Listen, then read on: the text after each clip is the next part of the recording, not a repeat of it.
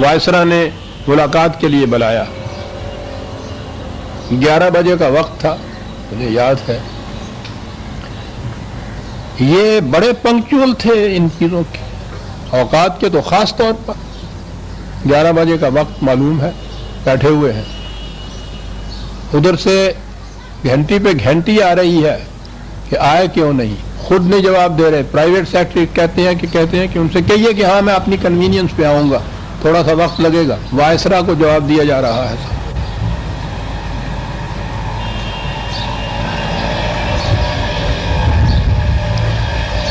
11:15 پہنچے. ہمارے آپ کے نزدیک تو یہ بات بہت چھوٹی سی ہے. اس نزاکت کو سامنے رکھیے کہ وہ وائسرا ہے, وقت مقرر ہے. اور اس کے بعد گئے اور انہوں نے کہا کہ یہ جو وار کونسل کا قصہ ہے میں اس میں کچھ وضاحت کرنا چاہتا ہوں. اور قائد اعظم کھڑے ہی تھے. کہا کہ مجھے آپ کی وضاحت کی کوئی ضرورت نہیں ہے, اور کمرے سے باہر نکل آئے. اس واقعے پہ تبصرہ کرتے ہوئے وہ ایک ہندو لیڈر کانجی دوارکا داس, پچھلے سال غالباً اس کی موت واقع ہوئی ہے, اس نے یہ لکھا تھا کہ یہ دیکھ کر دل میں مسرت کی ایک لہر اٹھتی ہے کہ ہندوستان میں مسٹر جناح کی قامت اور دیانت کا کم از کم ایک لیڈر تو ایسا تھا جس میں اس قدر صداقت اور بے باکی تھی کہ اس نے انگریز وائسرا کے منہ پر کہہ دیا کہ وہ اسے کیا سمجھتا ہے, جبکہ باقی ہندوستانی لیڈر جن میں کانگریس ہائی کمان بھی شامل ہے اس وائسرا کو بہترین انگلش جنٹل مین اور بہترین عیسائی جنٹل مین جیسے خطابات سے نواز کر اس کی چاپلوسی کرتے تھے. اور مسز لکشمی پنڈت نے یہ کہا تھا, پنڈت نہرو کی بہن نے, کہ اگر کانگریس کو جناح جیسا ایک لیڈر مل جائے تو لڑائی انگریز کے ساتھ آج ختم ہو سکتی ہے. یہ تھا عزیز من آپ کا یہ لائن قائد اعظم. مصلحت, مفاہمت, کمپرومائز, نظریہ ضرورت ان کے لغت میں ہی نہیں تھا. یہ ایک سیٹ خالی تھی. آج ہم نہیں سمجھ سکتے, جا کے مسلمان ہی ہیں ہماری سیٹیں ہوتی ہیں, ہم ہی یہاں سب کچھ وہ ہوتے ہیں. ہندوؤں کے مقابلے میں کلکتہ چیمبر میں ایک سیٹ وہ ٹیسٹ تھی اس بات کی کہ مسلمانوں کی یہاں کتنی اسٹرینتھ ہے. حالانکہ وہاں مسلمانوں کی میجورٹی ہوتی تھی, کبھی سیٹ نہیں ملتی تھی. اصفہانی وہاں سیٹ کے لیے کھڑے ہوئے, بلا مقابلہ کھڑے ہوئے. انتخاب کے عین 2 دن پہلے ایک اور شخص بھی کھڑا ہو گیا. انہیں تشویش ہوئی کہ اب ووٹیں بٹ جائیں گی. عبدالرحمان صدیقی ان کے ساتھی تھے. وہ ایک شام آئے. اصفہانی نے خود اپنی کتاب میں اس واقعہ کو لکھا ہے.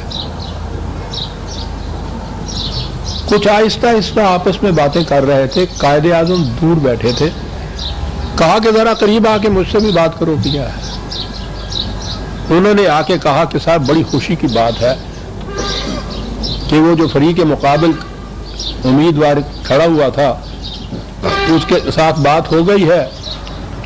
اس نے کہا ہے کہ اگر میری ضمانت کا روپیہ آپ دے دیں تو میں بیٹھ جاتا ہوں. اصفہانی بلا مقابلہ کامیاب ہو جائے گا. آپ نے سنا, اصفہانی لکھتا ہے کہ رنگ چہرہ سرخ ہو گیا غصے کے مارے. کہا کہ فریق مخالف کو بٹھا دینا اس کے زر ضمانت واپس دے کے, یہ بالواسطہ رشوت نہیں تو اور کیا ہے. ایسا کبھی نہیں ہوگا. جاؤ اور اس سے کہو کہ ہمیں یہ منظور نہیں, ہم مقابلہ کریں گے, ہم ناکام رہ جائیں گے, ہم رشوت دے کے نہیں جیتیں گے. ایک ایک سیٹ نہیں, ایک ایک ووٹ اتنی قیمتی تھی اس زمانے میں. عزیزان من, بھیج دیا عبدالرحمان کو, معاملہ منسوخ کر دیا اس کے ساتھ, نہیں لیں گے ہم. اور پھر جو اس کے بعد انہوں نے اصول بیان کیا ہے عزیزان من, وہ سنہری حروف سے لکھنے والے ہیں. قائد اعظم کے اس قسم کے ٹکڑے تو ہیں ہی ایسے کہ وہ زندہ جاوید ہے، واقعی سنہری حروف میں لکھنے کے فرمایا میرے عزیز یاد رکھو پبلک لائف میں اخلاقی دیانت پرائیویٹ لائف سے بھی زیادہ اہم ہوتی ہے۔ پرائیویٹ لائف میں بددیانتی سے کسی ایک شخص کو نقصان پہنچتا ہے، لیکن پبلک لائف میں بددیانتی سے لاتعداد انسان مجروح ہوتے ہیں، اور اس سے ہزارہ ایسے لوگ بے راہ ہو جاتے ہیں جن کا آپ پر اعتماد ہوتا ہے۔ یاد رکھنا سیاست میں کسی مقام پر بھی ایسا نہ کرنا کہ اصولوں کو چھوڑ کر کوئی چیز خرید لو۔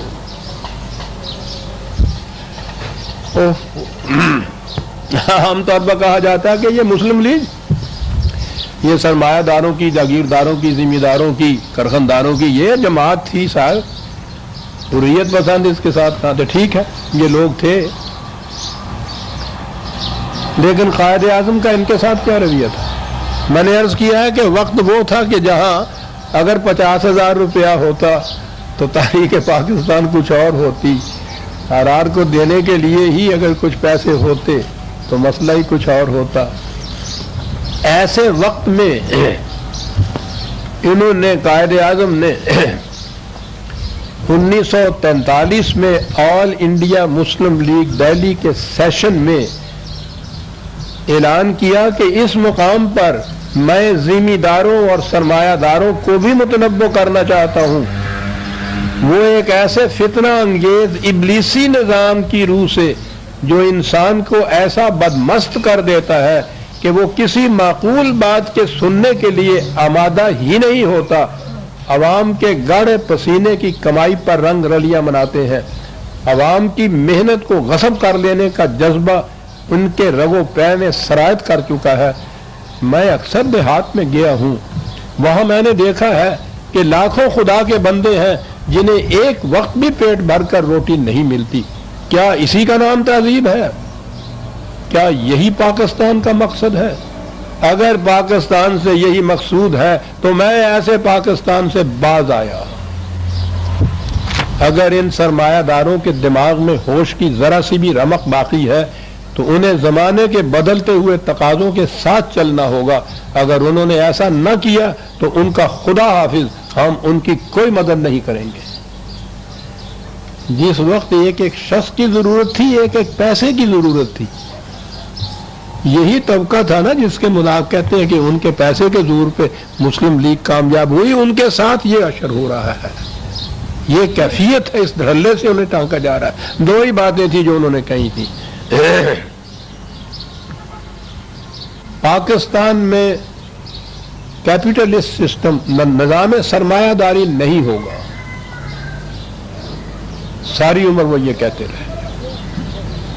اور دوسری بات یہ کہ پاکستان میں مذہبی پیشوائیت کی حکمرانی نہیں ہوگی جسے تھیوکریسی کہتے ہیں۔ 10 سال تک وہ اپنی تقریروں میں یہ دہراتے رہے، اور وہ اقبال کے ہی شعروں کی روشنی میں دہراتے رہے کہ اگر یہ نظام سرمایہ داری یا مذہبی پیشوائیت کا نظام یا حکمرانی مقصود ہوتی تو الگ مملکت بنانے کی ضرورت نہیں تھی۔ اس مملکت کے اندر خدا کی کتاب کی حکمرانی ہوگی۔ ان کا وہ حیدرآباد دکن کا انٹرویو جو ہے، ان چیزوں کو تو کبھی قوم کے سامنے لایا ہی نہیں جاتا، بہت کم آپ نے یہ باتیں سنی ہوں گی۔ اس انٹرویو میں انہوں نے کہا تھا کہ آپ جس اسلامی حکومت کی دعوت دے رہے ہیں اس کی امتیازی خصوصیت کیا ہوگی؟ کہا تھا کہ اس کی خصوصیت یہ ہوگی کہ اس میں نہ کسی شخص کی حکومت ہوگی، نہ کسی ادارے کی، نہ پارلیمان کی، نہ جمہوریت کی، اس میں حکمرانی صرف خدا کی کتاب کی ہوگی۔ ہماری آزادی اور پابندی کی حدود خدا کی کتاب متعین کرتی ہے، جو غیر متبدل بھی ہے، مکمل بھی ہے۔ قائد اعظم کے ارشادات، کہا کہ اسلامی حکومت دوسرے الفاظ میں قرآن کی حکمرانی کا نام ہے، یہ الفاظ ہیں ان کے۔ اور بار بار یہ کہا کہ متنبع ہو جائے یہ مذہبی پیشوائیت جو ہے، جب خدا کی کتاب کی حکمرانی ہوتی ہے تو اس کے اندر پھر پریسٹ کرافٹ کی اور مذہبی پیشوائیت کا وجود ہی نہیں ہوتا۔ وہاں تو یہ کچھ وہ کہتے ہی تھے، پاکستان بننے کے بعد بھی انہوں نے پہلی تقریر مخاطب کیا تھا امریکہ والوں کو، جنہوں نے پوچھا تھا کہ پاکستان میں کانسٹیٹیوشن کس قسم کا بنے گا، تو ریڈیو پہ انہوں نے وہ تقریر کی تھی جو مشہور بحیثیت گورنر جنرل کے۔ پہلے تو یہ بات کہی تھی کہ بہرحال مسلمانوں پہ مشتمل یہ قوم ہے، ہم جو آئین بنائیں گے تو بہرحال اسلامی ہوگا، اور آخر میں یہ کہا تھا کہ یہ مسلمہ بات ہے کہ پاکستان میں کسی صورت میں بھی تھیوکریسی رائج نہیں ہوگی جس میں حکومت مذہبی پیشواؤں کے ہاتھ میں دے دی جاتی ہے کہ وہ بزام خیش خدائی مشن کو پورا کریں۔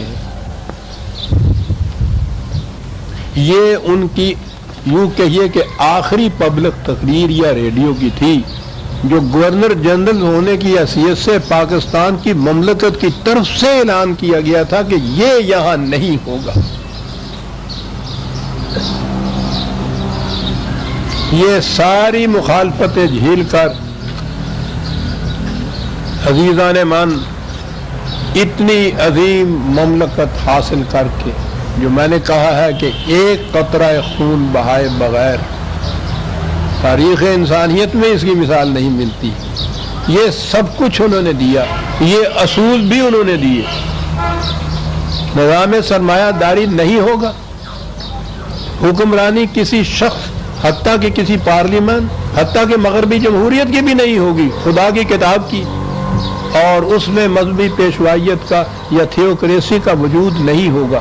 یہ تھے تین مسلمات جن کو لے کے وہ آئے، اور یہی تھا جس کے مطابق آگے چلنی تھی بات۔ میں نے گزارش کیا ہے کہ مجھے یہ سعادت حاصل تھی، 10 سال تک قرآن کی تفصیلات اور جزیات ان تمام معاملات کے متعلق ان کے ساتھ ڈسکس ہوتی تھی، پختہ تھے وہ ان تمام چیزوں کے اندر۔ لیکن جب یہاں آئے ہیں تو وہ تو پھر بھی اپنے عزم اور ول پاور کے زور کے اوپر صرف زندہ تھے، جو 1 سال زندہ رہے تھے۔ آپ احباب کو علم ہے کہ اس سے 8-10 سال 6-7 سال پہلے جب انہوں نے اپنا ٹیسٹ کرایا ہے اپنے پرائیویٹ ڈاکٹر سے جو پارسی ہے بامبے کا، اس نے یہ کہا تھا کہ ایکس-رے بتا رہی ہیں کہ آپ کے دونوں لنگز معوف ہو چکے ہیں، علاج اس کا صرف یہ ہے کہ آپ کم از کم 1 سال ریسٹ کیجئے، ورنہ موت بہت قریب آپ کے آ جائے گی۔ معلوم ہے اس کا جواب کیا دیا تھا؟ اس سے کہا تھا کہ یہ بات نہ تمہاری زبان پہ کبھی آئے گی نہ میری زبان پہ آئے گی، یہ ایکس رے کی جو فلمز ہیں اس کیبنٹ کے اندر بند کر دو اور چابی مجھے دے دو، کوئی اس کو سننے نہ پائے کہ میری زندگی اتنی کم رہ گئی ہے۔ اسی جوش و خروش سے وہ کرتے رہے، پھیپھڑے تھے کہ معروف سے معروف تر ہوتے چلے گئے۔ یہاں جب آئے ہیں تو وہ واقعی ول پاور کے زور کے اوپر اپنے وہ زندہ تھے۔ پھر یہ جو ہجوم آیا ہے یہاں مشکلات کا، جنہیں پناہ گزیں کہتے تھے اس زمانے میں، لاکھوں کی تعداد کے اندر بے گھر بے در لٹے پٹے ہوئے، گاڑیاں آتی تھی، ہم تو ان کے اندر تھے، اس گاڑی کے اندر تھا میں بھی، پتہ نہیں کیسے بچ گیا۔ گاڑیاں آتی تھیں، دروازے کھولتے تھے تو انسانوں کی بجائے لاشیں نکلتی تھیں ان کے اندر سے۔ جو زندہ عورتیں، جو زندہ بچیاں تھیں، کسی کے سر پہ دوپٹہ تک نہیں ہوا۔ یہاں جو آئے تھے ہم کراچی میں رہنے کے لیے، ہم جو گورنمنٹ سرونٹس آئے تھے ان کے بلائے ہوئے، ان کی دعوت پر، ہمارے لیے بھی رہنے کے لیے کوئی جگہ نہیں تھی، دفتر کوئی نہیں تھا، دفتر میں ہمارے پاس اسٹیشنری کوئی نہیں تھی۔ ان درختوں کو میں اب بھی جا کے دیکھا کرتا ہوں جن کے نیچے بیٹھ کر یہ اب ہمارے یہاں کے وہ جو ریکارڈ کیسز تھے بکس، ان بکسوں کے اوپر بیٹھ کر بازار سے ایک ایک کاغذ مانگ کر ہم کام کیا کرتے تھے دفتر کا۔ پہلی تنخواہ دینے کے بھی پیسے نہیں تھے، फौज बटी हुई नहीं थी इंडिया के पास, असला सारा वहां था। और दिसंबर 47 में हिंदू ने फैसला कर लिया था पाकिस्तान पे हमला करने का। वो तो नेहरू की एक साल थी जिससे उन्होंने कहा था कि अभी नहीं। ये हालात थे जिसमें वो कायदे आजम था। और फिर ये सारा हजूम जो जहां आया है, बेघर बेदर लुटे हुओं का, उनके सारे इंतजामात, सेहत की ये कैफियत, इस आलम के अंदर वो पता नहीं किस तरह एक साल जी भी गए। ये राज रखा और राज ये अफशा हुआ उनकी वफात के बाद। उस डॉक्टर ने बात ये बताई, लॉर्ड माउंटबेटन ने अपने मेमोर में ये बात लिखी है या बयान में ये कहा है कि काश हमें पहले मालूम हो जाता कि इस शख्स की जिंदगी इतनी थोड़ी है तो हम तकसीम में कभी जल्दी न करते। 2 साल भी अगर हम और इंतजार कर लेते तो कोई शख्स पाकिस्तान को ले नहीं सकता था। इन हालात में वो यहाँ आया, वो तो इन हालात में आया। और ताज्जुब है ये कि ये जितने मजहबी उलमा हजरात जिन्होंने वहां 10 साल तक एक दिन भी चैन से नहीं बैठने दिया था, इतनी मुखालफत की, सारे हजूम करके पाकिस्तान आ गए।